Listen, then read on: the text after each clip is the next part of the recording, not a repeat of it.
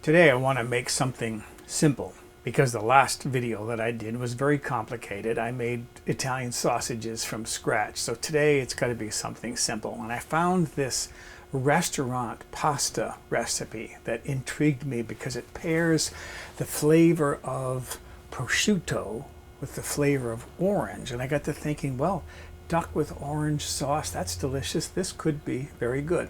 I do need to explain the pasta though. I'm going to be using tagliatelle. I'm using green spinach tagliatelle. You don't need to use green pasta for this. I'm thinking photography because white sauce on white pasta on a plate just doesn't look all that good. So if I have some more color on the plate, it's going to look good in my photography. Use any kind of pasta you like. You can use tagliatelle, you can use fettuccine, linguine, it doesn't really matter. Pasta really is just the vehicle that delivers a delicious sauce to the mouth. So let's make this tagliatelle with prosciutto and orange. What I need is 2 ounces of thinly sliced prosciutto. 2 ounces is about 57 grams. This package is 3 ounces. I'm going to cook all of this up because I can use some of the extra for garnish afterwards. I need to chop this up coarsely. You can tear it up. You need roughly 1-inch chunks, 1-inch pieces. I'm just going to coarsely chop all this up. Okay, so I've finished cutting that up. Big pieces again, about 1 inch, 2.5 centimeters. That'll be fine. There's my prosciutto. I can start frying this. I also need the zest from 1 medium-ish size orange. You're probably familiar with zest, but just to explain it, it's that colored part on the outside. You try to avoid the lighter pith underneath, which is more bitter. Okay, so there's the zest from my orange. Put that in a bowl. Set that aside. And what I need is the juice from this orange. So I have a little glass dish here and a strainer. I'm just going to squeeze this in there. Make a mess. I always get some on the counter. In this case, my cutting board.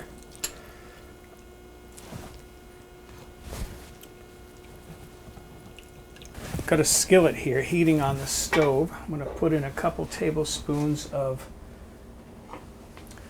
butter in there. I'm using regular whole butter. If your butter in where you live is very salty, like I find Kerrygold, an Irish butter, very salty. This is regular butter that I find it's just a little bit of salt in it, but it's not overly salty. So my butter is melted in there, and then I want to put my prosciutto in there. And I want to saute my prosciutto until it's lightly brown. It's going to take 2 to 3 minutes. I'm currently over medium-high heat, but I'll probably turn it down to about medium once this gets going.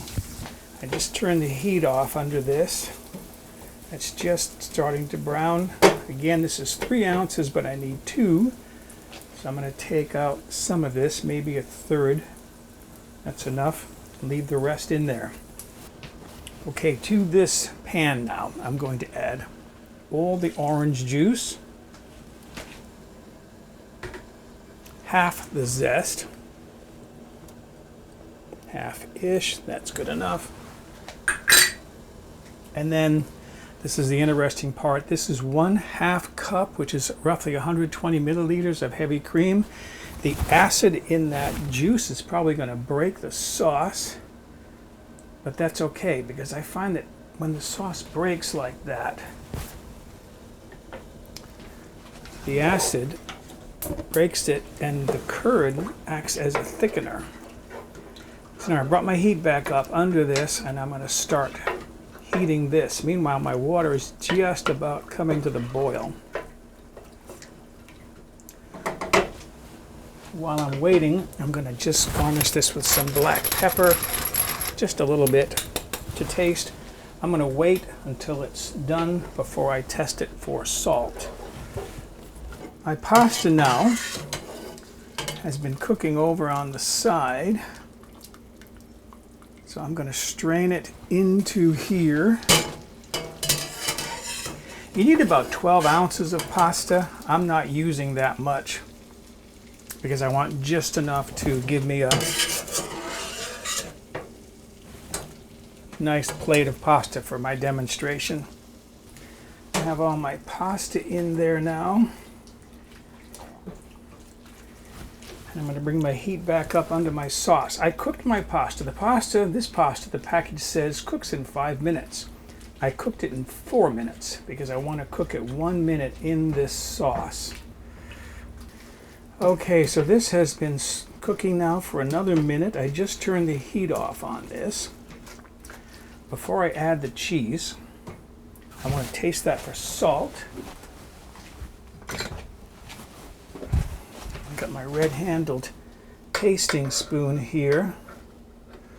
Just a taste of the sauce. Could use, boy, a tiny pinch of salt. Not much. And then what I have here is 1/4 cup, which by weight was about 15 grams of nicely shredded Parmesan cheese. And that is it. We are ready to plate and see how this tastes. By the way, the original recipe called for 12 ounces of tagliatelle. I didn't think that was enough. I didn't think it made enough sauce to cover that amount of tagliatelle.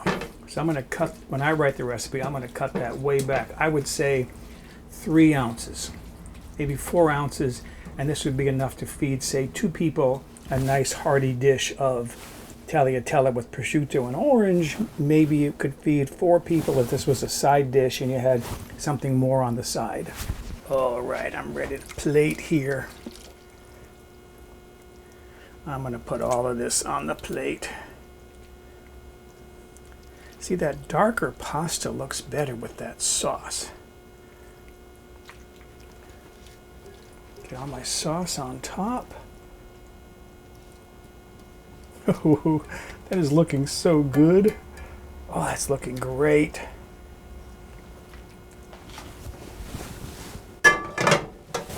Okay, to garnish that, I have some extra of my crisped prosciutto. Not a lot, just a few on top. And if you want, you can add a flake or 2 of Parmesan cheese. I've cut those, shaved those with a vegetable peeler. And then I want to clean my plate up here a little bit because I have one more addition to make to my plate. I cooked 2 of the little tiny Italian sausages I made the other day. So there we are. There is my tagliatelle with prosciutto and orange and a couple of Italian sausages on the side. Let's see how that tastes. First time I've made something like this. Tagliatelle with prosciutto and orange. See what this tastes like.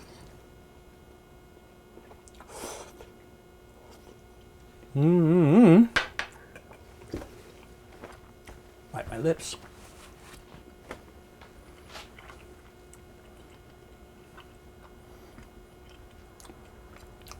The predominant flavor in there is definitely the prosciutto, but that orange in the background gives it a nice, a little bit of a fruity, sweet flavor but this is more savory than sweet. So excuse me, I'm going to go enjoy my tagliatelle with prosciutto and orange. For a printable PDF copy of this recipe with step-by-step photographs, visit my website, mobilehomegourmet.com, and look on the home page or in the recipe archive.